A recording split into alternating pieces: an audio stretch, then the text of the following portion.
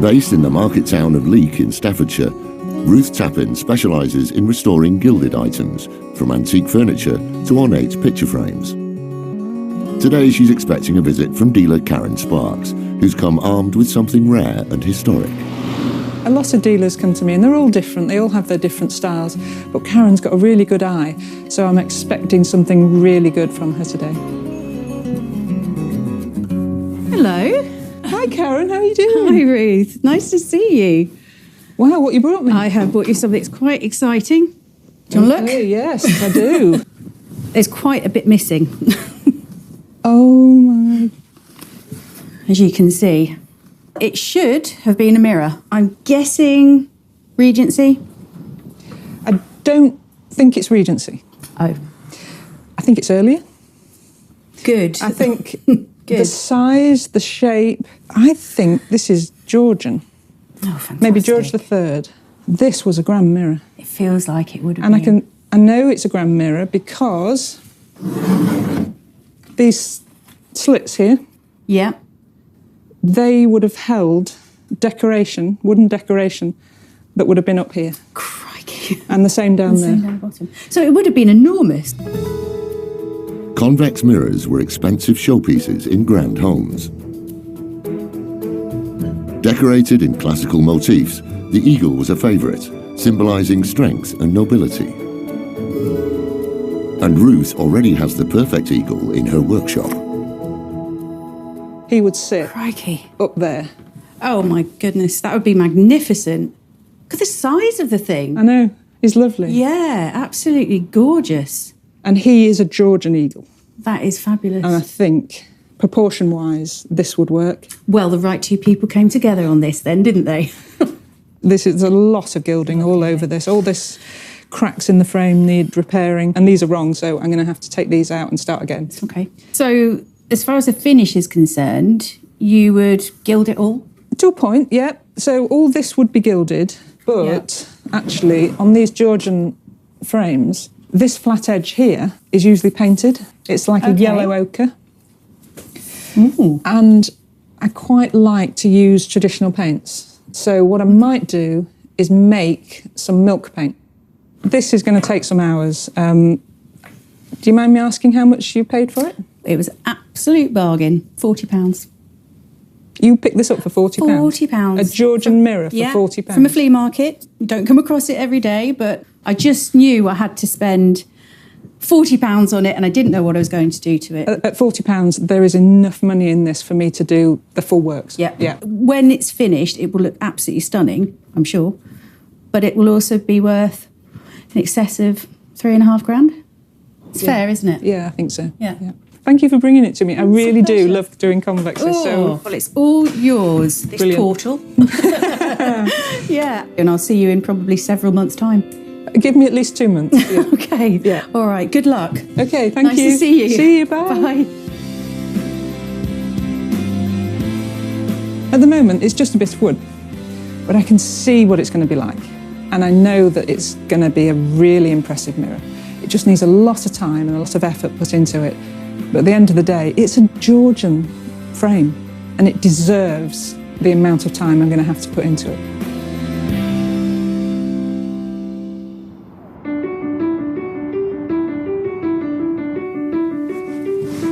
With Karen gone, Ruth starts work, stripping away layers of modern paint, using cotton wool to avoid damaging the frame. Under this white paint, there's an orange coming through. Now, underneath gold is a clay-based paint called bole. Now, different periods in English history have different colours, and orange means Georgian. So I was right, this is a Georgian frame. Oh, I'm well pleased. We're definitely back a good 250 years into this Georgian period. The age isn't Ruth's only discovery. She's uncovered a set of pinholes where the original balls would have been placed. 58, 59, 60, 61, 62, 63, 64. 64. Okay, good. That's a lot of work. Each ball is going to be hours of work, and there are 64 of them. So, yeah, that's a bit epic. Lots of work. but it'll be worth it. Okay, good. That's a lot of work. Each ball is going to be hours of work, and there are 64 of them. So, yeah, that's a bit epic. Lots of work, but it'll be worth it. In Staffordshire, gilding expert Ruth has her hands full restoring a 250-year-old convex mirror that's missing most of its decorative parts. She's turning her attention to making the new ball decorations. There are dozens to make, and each one needs to be covered in gesso. Gesso is just rabbit skin glue and chalk. That's literally all it is, and that gives a really nice finish. It gets rid of wood grain and gives you a really smooth finish for your gilding.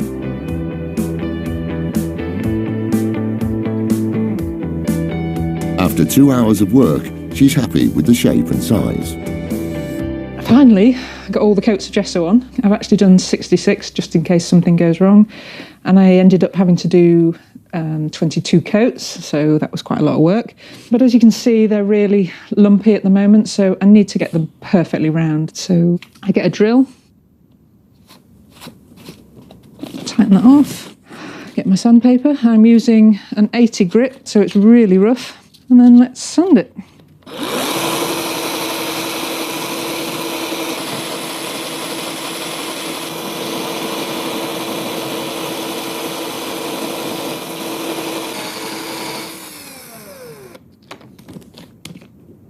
No lumps in that, that'll do. The balls are the right size, but before Ruth can start gilding them, she needs to apply an undercoat of clay-based paint called bowl. They've had their 8 coats of bowl. Now what I need to do is just get rid of the brush strokes.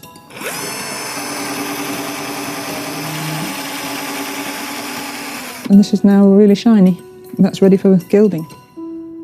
And it needs to be like that because when the gold goes on, if there's any imperfection, because the gold is so reflective, the light will bounce off the imperfection in a different way and you'll see it instantly. So it has to be perfect. It's really time consuming to get it to this point, but it's really worth it when you see the end results.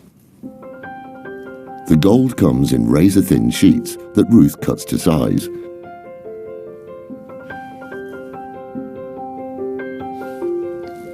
Then paints on an alcohol gilding lacquer to help it stick. And then, hopefully without splitting. Yep.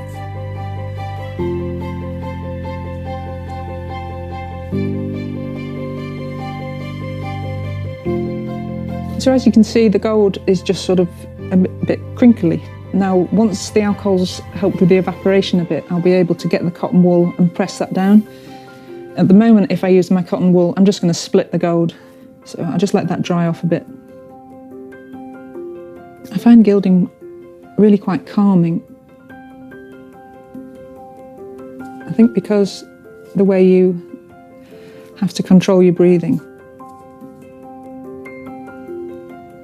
It seems really peaceful. The final step is to make the gold reflective, a process called burnishing. I get my agate stone, and it's really smooth. And what I'm going to be doing is just rubbing it over the top of the gold, putting quite a bit of pressure on it. So what I'm doing is I'm actually burnishing the clay under the gold, and that makes the gold like a mirror. It takes weeks and weeks to do this type of thing. But in actual time, I don't know, it might be probably less than an hour per ball. Yeah, probably less than that.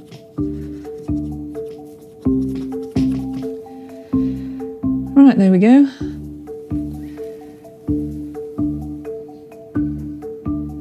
So we've got quite a blurry image of me there. I can just sort of see me in that, and that's a perfect mirror.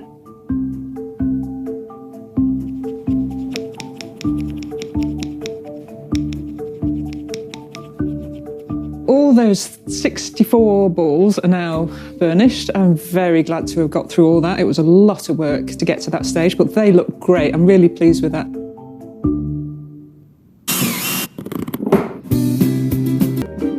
I hope that the work that I do for Drew will be sympathetic and he won't be able to notice too much. In Staffordshire, the shine is starting to return to Ruth's mirror. She's gilded the balls and made a decorative leaf for the top, but now she wants to paint the frame. Sticking to tradition, Ruth is making the paint from scratch, using milk powder as one of the ingredients. Thousands of years ago, literally, all you had to make paint was food. So you'd use either egg or milk. And it's the proteins in the milk that make a sort of a gluey substance. And it's the curds that you use out of the milk. And once that's dried off, you put a little bit of water with it. It acts like a glue, and then you grind in your pigments, and you've got paint. One of them. Oh, it's thickening up. With the ingredients mixed together, Ruth needs to smooth it into a paste. I've got a glass plate, and this is called a muller. I'm going to add some of this yellow ochre.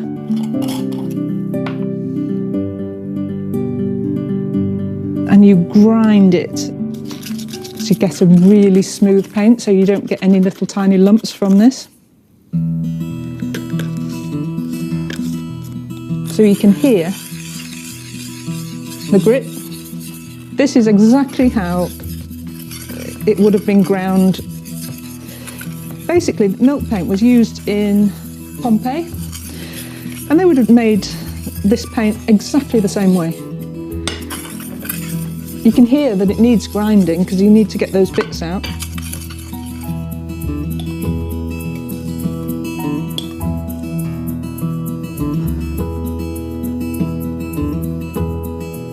Oh wow, I've surprised myself. That's actually quite nice. So it's going on really smoothly. All that grinding certainly paid off.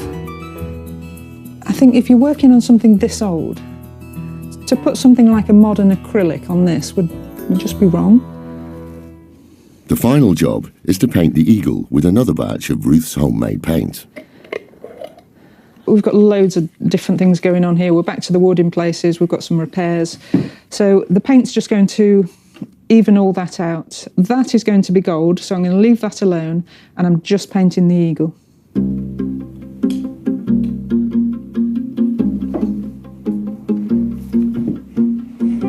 And I'm quite happy with the colour match that I've got here. I think once that's had a few more coats and then I buff it, I think that's really going to look nice and match that bit. I'm really pleased with that. I've just got to put all the gold on the mirror and finish off the eagle, and then I'm ready for Karen.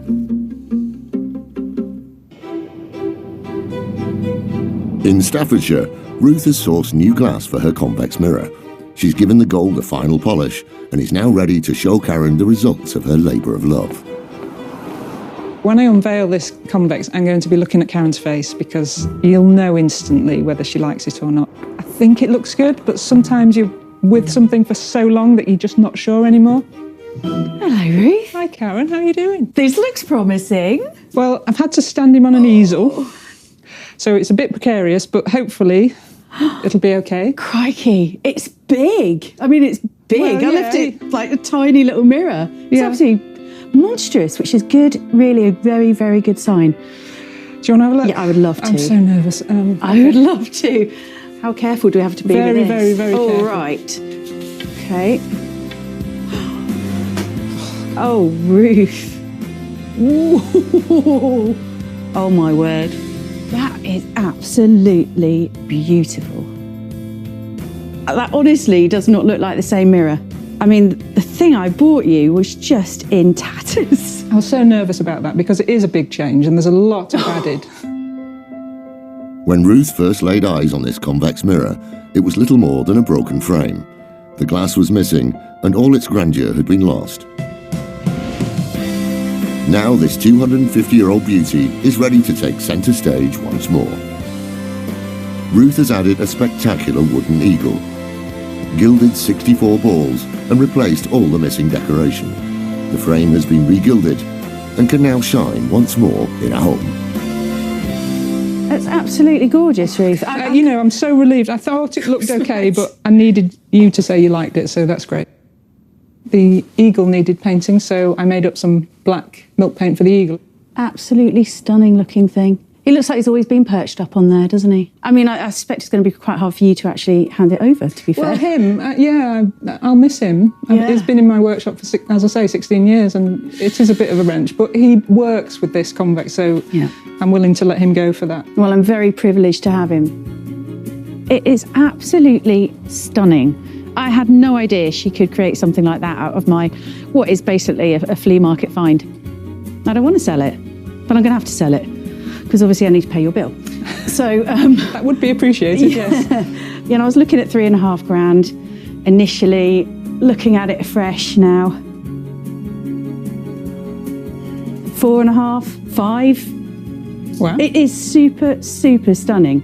Well, we will both make money out of that. You can pay Yeah. my bill and you'll have a profit. Yeah. I'm really glad you like it. Okay, great. Yeah. Thank you. Fantastic. I'll see you again soon. Okay. All right, great. take See you. care.